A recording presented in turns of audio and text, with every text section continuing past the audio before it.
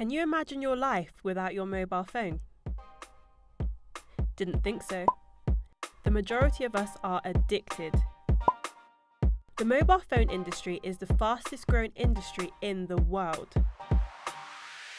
It is estimated that 80% of smartphone users check their phone within 15 minutes of waking up. But could you happily live your life without your mobile phone? Not ever. Nope. I can't ever imagine myself without my phone.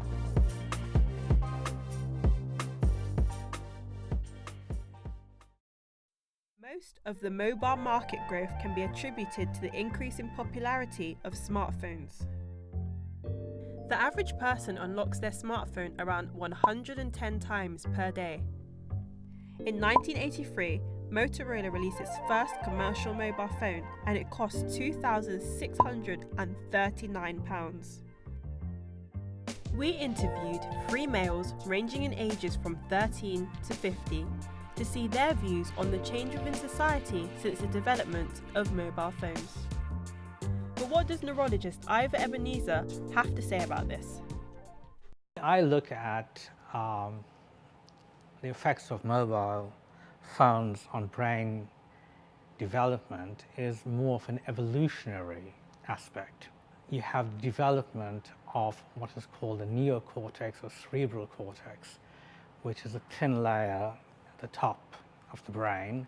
Most developed cerebral cortex is in man. The next step in evolution must be outside the body. And the mobile phone is the next step in evolution. Hi, my name's Andre. I'm 25 years old. I'm currently a final year student at the University of Portsmouth. My name is Keenan Williams and I'm 13 and I'm year 9. My name is Felix Totolici. I'm 50 years old. And I currently have Samsung Galaxy S7. I have an iPhone 6 Plus. I'm owning and using a Sony Xperia L1 at the moment. Before mobile phones, I literally used to read a lot. I had the whole collection of Roald Dahl books. I had different like Harry Potter books and things like that. I used to read a lot. I used to read newspapers and things like that. But obviously, when you have a mobile phone, everything's just in your hand. Well, I come from a bygone era. I'm 50 years old, so I come from the black and white TV era. Back then, before we had this wonderful but destructive instruments, which are the mobile phones and tablets, phablets, and laptops, back then the life was way more entertaining. We used to interact physically with people. We used to chat to people. We used to go out dancing, drinking, riding a bike, rowing in a boat. Physical, normal interaction between normal people, you know. I used to play it, tag, go to the park and play on the swings and stuff with my friend. I used to play outside with my friends on a regular basis, but as soon as I got my phone, I found that it changed. The best thing about having a mobile phone is the sense that everyone's connected. At the flick of a button, you can look at social media and who follows you, and you can look on Instagram and see what people are doing in Snapchat. The other thing that a mobile phone's good for is it's just ease of access. So anything you want to find out, it's like literally you can find things out in the palm of your hand, like less than a minute. So it's ease of access. I find them useful. I can communicate, but in the meantime, it acts like not the most pleasant, mostly unwanted barrier in between me and another physical person I might like to see, I might get in touch with. I think the best thing about having a mobile phone is being able to contact friends and family or FaceTime friends and family so you can see them, like if they're in a country far away, such as Australia. I use apps such as Snapchat, Instagram, but mainly Snapchat. And on Snapchat, I have this thing called streaks. And when you have a streak, you send a picture to someone and they have to send one back. and you have to continue this. And after 3 days, a number will appear next to the name of the number 3. And if you carry it on, the number will get higher and higher. The highest streak I have is 368. The negatives of having a mobile phone, it's almost made society antisocial in a weird kind of way. In a room, we're all looking at our phones, but we're all on social media. So it's an antisocial social club, if that makes sense. The worst thing about having a mobile phone, the closest thing that comes to my mind right now is a poor doggo or doggy at the end of the leash. This is the worst thing that happens to a human who owns a mobile phone.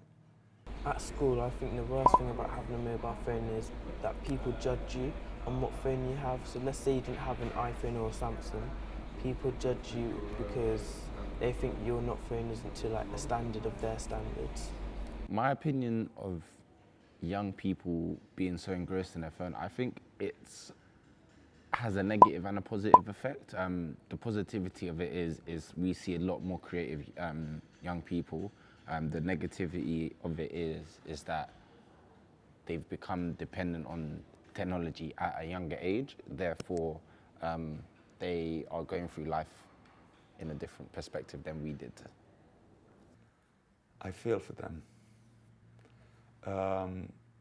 Obviously, it's an important instrument and part of our lives, but the life should not, I mean, a young person's life shouldn't be controlled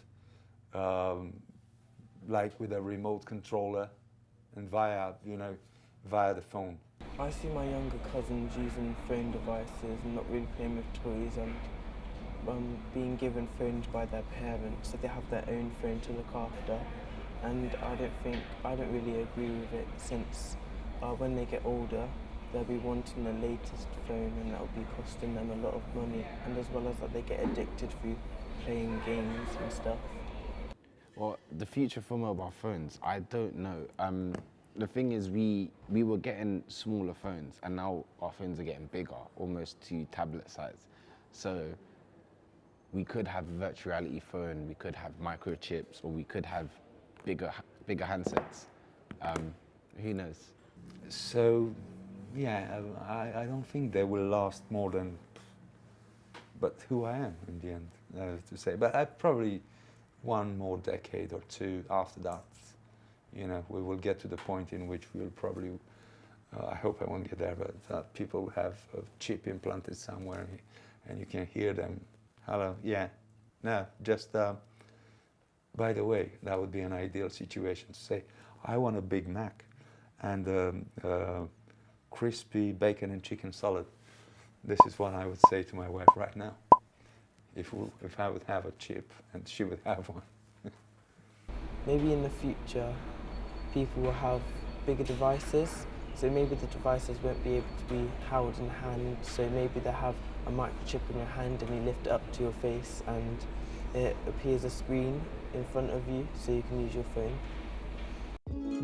It seems that mobile phones have impacted society in many ways, from giving us easy access to connecting with family and friends across the world, to making young children feel the need to constantly be up to date with the latest gadgets to feel a sense of inclusion at schools. But what do you think? Will this generation continue to have an addiction to their phones? Or will a new gadget such as a microchip or personal holographic brain function take over? Who knows what the future beholds? But it is safe to say that many of us would agree, no phone, no life.